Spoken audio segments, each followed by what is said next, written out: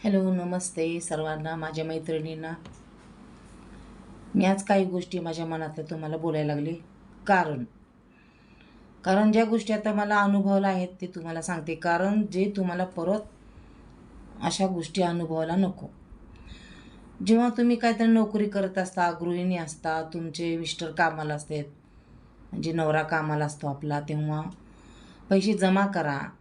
आणि तुम्ही मुलांना जेव्हा शिकवता तेव्हा विचार करा की आपण ह्याला शिकवायला लागलो, हा शिकवल्यानंतर मग हा सर्व पैसा आपण त्याला घालवतो. आपला जेवढा कमाईचा पैसा तेवढा आपण मुलांना घालवतो. त्यावेळेस तुम्ही विचार करा की ह्यांना पैसा एवढा शिक्षणाला घालणं गरजेचं आहे का. कारण नंतर आपल्याला खूप वेगळा अनुभव येतो. त्यावेळेस आपण काय विचार करत असतो, आपण काय विचार करत असतो की आपल्या मुलांना फक्त शिकवायचं आहे, आपण हाच विचार करत असतो. तर काहींच्या जवळ तर पैसा पण नसतो, तर ते लोन काढतात, परत ते पैसे देतात मुलांना आणि लोन आयुष्यभर लोन फेडत बसावं लागते. मग गव्हर्मेंट सर्व्हिस असते, आपला गव्हर्मेंट सरचं रिटायरमेंट होतो, आपण तो पैसासुद्धा आपण त्यांना घर घेण्यासाठी भरतो. घर घेण्यासाठी भरल्यानंतर मग नंतर आपल्याला काय होतं की ते घर आपण मुलाच्या सर्व नावावर करतो, आपल्या नावावर नसतंच. पण आपण त्या भ्रमात असतो की आपल्या मुलाच्या नावावर केलं तर काय हरकत आहे, मुलगाही आपलाच असतो. हिथंच चूक करता तुम्ही. तर जेव्हा तुमचा रिटायरमेंटचा पैसा आल्यानंतर तुम्ही छोटंसं काय होणार घर स्वतःच्या हक्काचं स्वतःच्या नावावर घ्या. आणि ते ना कुणालाच तुम्ही देऊ नका, सरळ दान करून टाका गरिबाला. जर तुमची मुलं तुमच्याशी चांगलं राहतेत, वागतेत, काय भांडण तंटा नाही, घरगुती घरामध्ये चांगलं वातावरण, तर कुठल्या मुलाला गरज आहे त्या मुलाला देऊन टाका. त्याच्यात फक्त नावावर करायचं.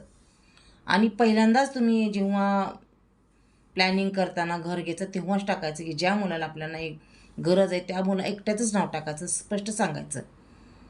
कारण कसं असते, काही मुलं अशी पण असतात त्यांना असतो त्यांच्याकडे भरपूर पैसा असतो, कारण त्यांची नोकरी जॉब तसं असतो, आईवडिलांनी तसं त्यांना शिक्षण दिलेलं असते, आईवडिलांना माहीत पण असते की हा कुठं जॉब करतो, काय करतो, ह्याला किती पेमेंट आहे. तरीसुद्धा मुलं कालांतराने बदलतात आणि त्यांच्या बोलण्यामध्ये पण खूप फरक पडतो. आपण पूर्ण रिटायरमेंटचा पैसा भरलेला असतो, पण त्यांना वाटतं की मग काय होतं भरलं तर, असं असते. पण त्याच्यावर आईवडिलांचे पण काहीतरी अपेक्षा असतात आणि आईवडील याच भ्रमात असतात की आपल्या मुलाचं घर आपलं घर एकाचं, तर या भ्रमात राहू नका. फरक असतो, नंतर फरक पडतो.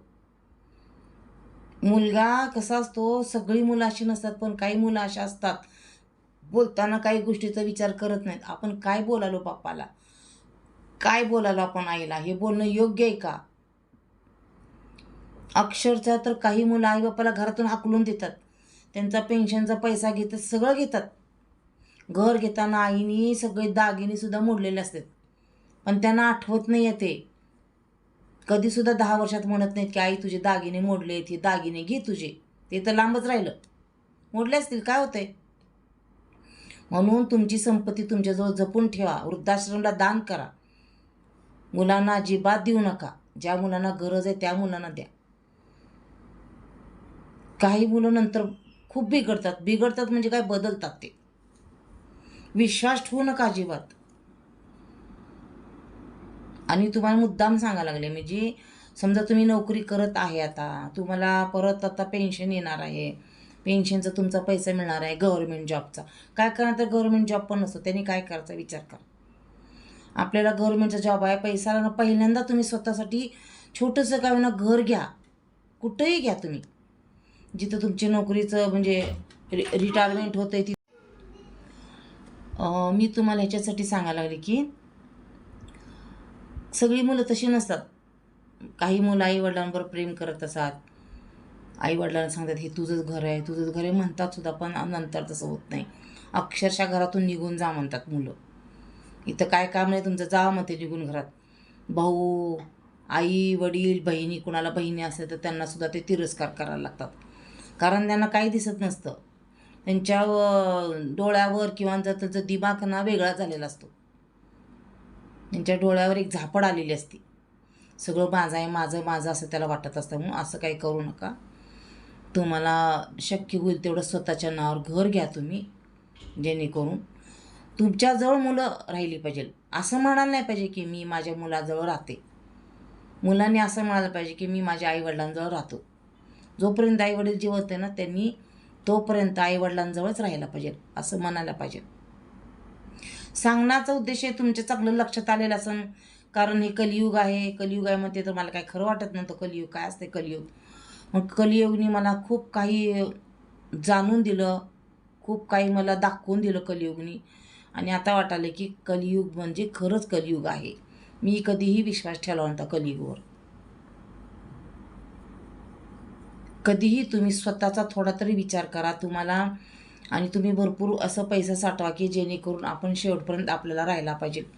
तुम्ही असं पण करू शकता, भरपूर पैसा असल्यानंतर एखादा वृद्धाश्रममध्ये जाऊन तिथे तो पैसा जमा करून किंवा बँकेत जमा करून तिथे थोडे थोडे तुम्हाला पैसे घेऊन निवांत राहू शकता. खूप छान असते तिथं, पण खूप छान सांभाळतात, खूप छान एन्जॉय होतो. मित्रमैत्रिणी जमा होतात, आपले ट्रिपा काढतात, वेळेवर जेवण असतं, नाश्ता सगळं असतं आपल्याला. असं काय नाही की आपल्याला घर पाहिजे. आपलं कर्तव्य तर आपण केलेलं असतं. मुलांना लहानाचं मोठं करून सांभाळतो, शाळा शिकवतो, कॉलेज शिकवतो, नोकरी लावतो, लग्न करू देतो. मग त्याच्यानंतर आपल्याला खरा अनुभव यायला चालू होतो. सगळ्याला मला एकच हात जोडून विनंती की तुमचा पैसा तुमच्याजवळ ठेवा. तुम्ही स्वतःचं घर घ्या. जी चूक मी केली ती तुम्ही करू नका. आत्ता स्पष्ट बोलते मी तुम्हाला. रिटायरमेंटचा पैसा अजिबात इकडं तिकडं कुठं जाऊ देऊ नका तुम्ही. खूप मोठी चूक होती ती.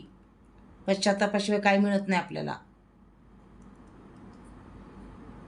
तर तुम्ही स्वतःचे पैसे जपा, स्वतःला घर घ्या, स्वतःला तुम्ही फिरू शकता. अरे तुम्ही असा पण विचार केला नाही, काही मुलं आपल्याला फिरायला पैसे देतात ना, देवदर्शनाला किंवा बाहेर गावाला फिरायला. मी एवढा पैसा दिलो फिरायला, ते सुद्धा काढतात नंतर. तुम्हाला एवढा पैसा दिलो की फिरायला, उपकार केला आमच्यावर फिरायला पैसे देऊन.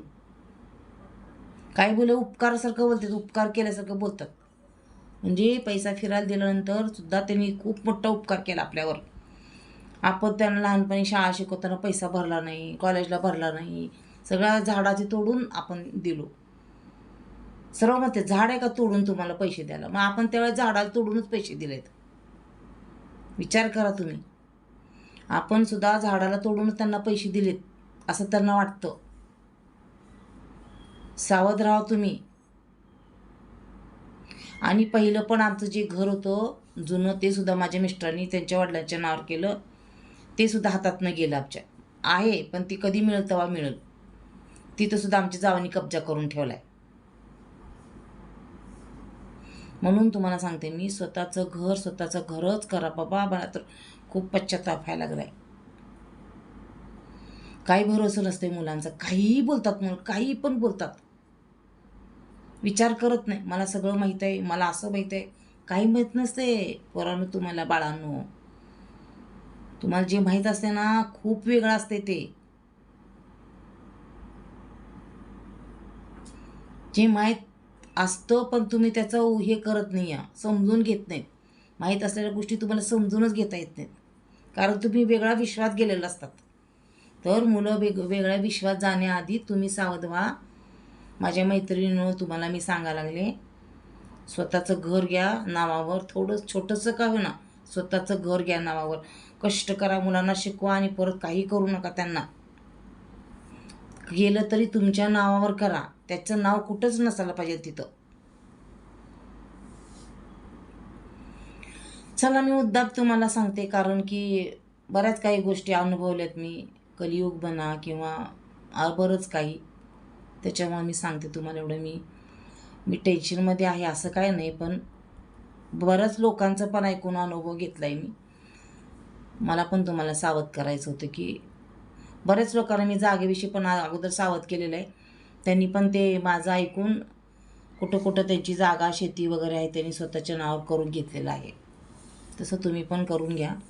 तुमची जागा वगैरे असेल तर स्वतःच्या नावावर करा.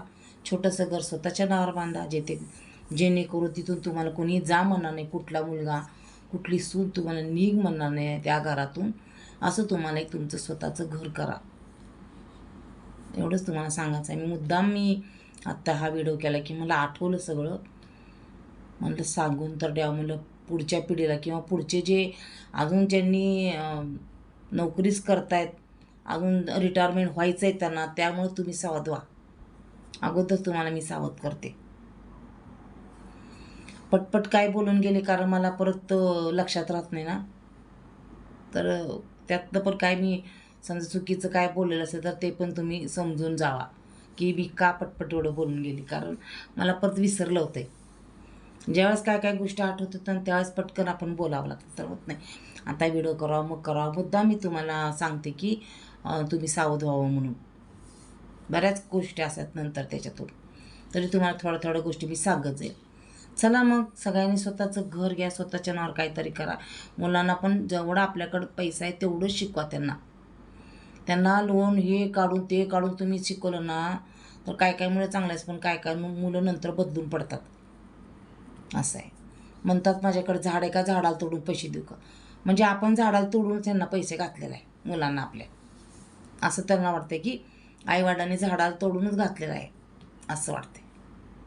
कळलं का? चला मग